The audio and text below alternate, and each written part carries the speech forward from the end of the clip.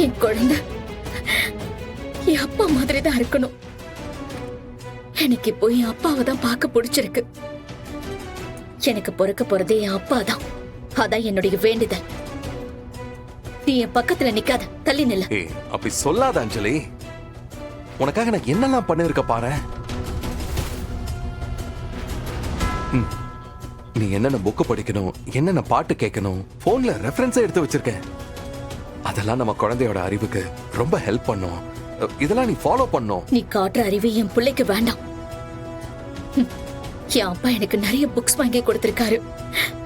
எங்க அப்பாக்கு பிடிச்ச பாட்டு நிறைய இருக்கு.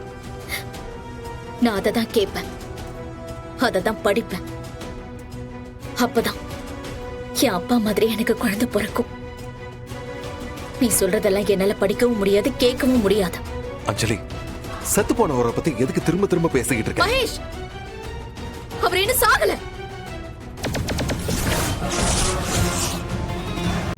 இன்றே டவுன்லோட் செய்து உங்கள் ஃபேவரட் ஷோக்களை என்ஜாய் பண்ணுங்க.